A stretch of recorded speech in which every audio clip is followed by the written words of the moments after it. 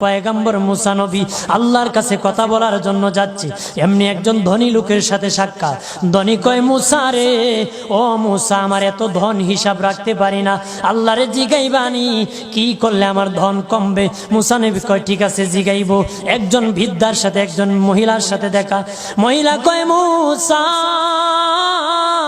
কই যাও, কই যাও রে মুসা? মুসা নবী কয়, তোর পাহাড়ে যাব, আল্লাহর সাথে কথা বল। মুসা রে, আল্লাহরে জিগাইবানি, আমি গরিব মানুষ, আমি ভালো কিছু কিনতে পারি না, ছেলে মেয়েকে ভালো কিছু খাওয়াইতে পারি না, ভাঙ্গা ঘর, এত গরিব, ভালো করে ঘর বানাইতে পারি না, আল্লাহরে জিগাইবানি কি করলে আমার উন্নতি হবে, ধনী হব, টাকা পয়সা হবে, আল্লাহরে জিগাইবানি। আল্লাহ মুসা নবী কয়, ঠিক আছে, আল্লাহরে জিগাইব, তুমি কেমনে ধনী হইবা? আল্লাহ নবী মুসা নবী তিন রাস্তার মোড়ে যা দেখে একটা লোক বসে আছে, তার দুই হাত নাই, দুই পা নাই, দুই হাত নাই, দুই পা নাই। ওই লোক ডাক দিয়া কয়, মুসা রে, জীবনে কোনোদিন নিজে হাঁটতে পারি নাই, নিজ হাতে খেতে পারি নাই, কেউ খাওয়াইলে খাই, নতুবা উপবাস থাকি, বৃষ্টি আসলে ভিজি, সেখানে আমি আবার শুকাই। ও মুসা, জীবনে কোনো কাজে দুনিয়ার লাগি নাই, আল্লাহরে জিগাইবানি কোন কারণে আমারে বানাইছে? আল্লাহ কয়, জিগাই মনে। মুসা নবী কয়, আল্লাহরে তোর পাহাড়ে মুসা নবী, মুসা ছিল কালিমুল্লাহ, কথা বলার প্রেম ছিল, কথা বলতো, কথা বলার প্রেম ছিল। কথা বলতে বলতে শেষ দিকে কয়, আল্লাহ গো, আসার সময় তিনটা লোক আমার কাছে প্রশ্ন করেছে, একজন লোক হলো ধনী, কিভাবে তার ধন কমবে গো? আল্লাহ বলেন, মুসা রে, তারে জানায়া দাও, যাকাত দেওয়া যেন বন্ধ করে দে, শুকরিয়া আদায় করা যেন বন্ধ করে দে, তাহলে আমি প্রভু আল্লাহ সুবহানাহু ওয়া তাআলা তার ধন কমায়া দিব। যদি শুকরিয়া আদায় বন্ধ করে, তাহলে ধন আমি কমাই দেব। এরপরে মুসা নবী বলে, ও মালিক, আল্লাহ একজন মহিলা বলেছে তার গরিব মানুষ, গরিবী হালত জানা, যত ইনকাম করে তার একটা ভাঙ্গা ঘর, ভালো ঘর বানাইতে পারে না গো। ও প্রভু, কি করলে তার ঘর উন্নতি হবে, তার অবনতির থেকে উন্নতি হবে? আল্লাহ বলেন, মুসা রে, মহিলারে জানিয়ে দিও, তারে আমি যা দিয়েছি তার উপর যেন সে শুকরিয়া আদায় করে। মুসা নবী বলে, মালিক, তিন রাস্তার মোড়ে গো আল্লাহ, একটা লোক তুমিও দেখতেছো যার হাত নাই, পা নাই। কত মানুষ হাত নাই গো, কত মানুষের পা নাই রে। আল্লাহ কত সুন্দর হাত পা দিয়েছে, কত সুন্দর জবান দিছে, শ্বাস দিতেছে আর নিতেছে।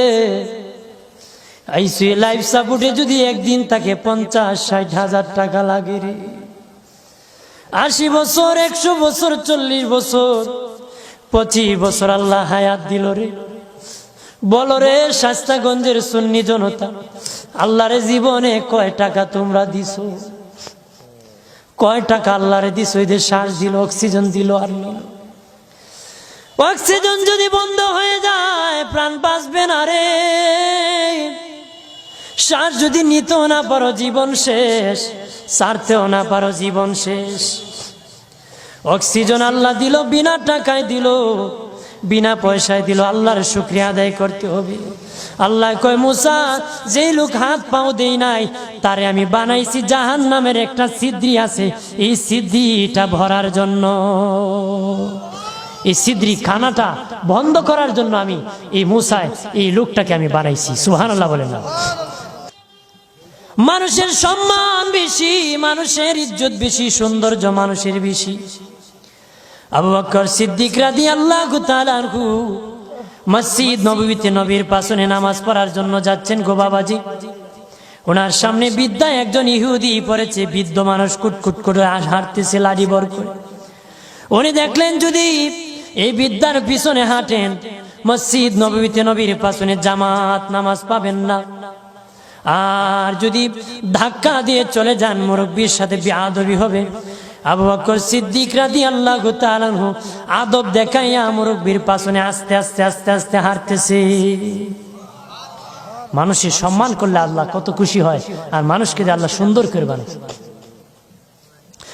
আল্লাহ নবী মসজিদ নববীতে সে রুকুর মধ্যে চলে গেছেন, রুকুর মধ্যে চলে গেছেন, রুকুতে কের মধ্যে চলে গেছেন, জোরে বলেন, রুকুর মধ্যে চলে গেছেন আল্লাহর নবী।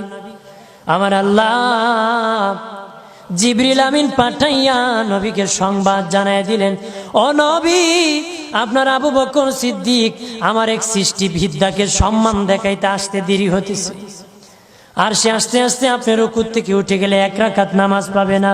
নবী গো, রুকুর মধ্যে আপনি পড়ে থাকেন, আবু বকর সিদ্দিক যখন আগমন করবে তখন রুকু থেকে সোজা হয়ে দাঁড়াবেন।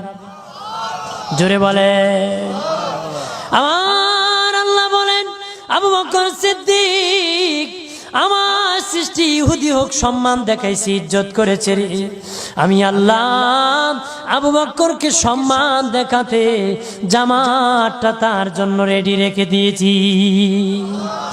আব্দুল্লাহ ইবনে আব্বাস নবীজির রওজা দেখে বলেন, পৃথিবীর মানুষ শুনে নাও, এই রওজাওয়ালার জবান থেকে আমি শুনেছি রে, এই রওজাওয়ালার জবান থেকে আমি শুনেছি, রওজাওয়ালার জবান থেকে শুনেছি। নবী বলেছেন, কোন বৃদ্ধ মানুষ যদি একটা গাঁটি নিয়ে দেয়, কেউ এগিয়ে দেয়, লাঠি পরে যদি উঠাইয়া দেয়, বৃদ্ধ মানুষ হাঁটতে পারে না, ধরিয়া ধরিয়া বাড়ি পর্যন্ত পৌঁছায় দেয়। আব্দুল্লাহ ইবনে আব্বাস বলেন, এই নবীর রওজাওয়ালার জবান থেকে, আমার নবীর জবান থেকে শুনেছি। নবী বলেছেন, আমার মসজিদে নববীতে যদি কেউ 10 বছর ইতিকাফ করে একজন বৃদ্ধার লাঠি উঠাই দিলে 10 বছর ইতিকাফ করার সওয়াব আমল নামায় পাবে। হাত পাওয়ার শুকরিয়া আদায় করুন, ধনের শুকরিয়া আদায় করুন। রাজি আছেন তো? ধনী থাকলে ধনের শুকরিয়া আদায় করো, গরিব হলে গরিবী হালতের শুকরিয়া আদায় করো। হাত পাও যদি না দেয়, হাত পাও না দিলে শুকরিয়া আদায় করো।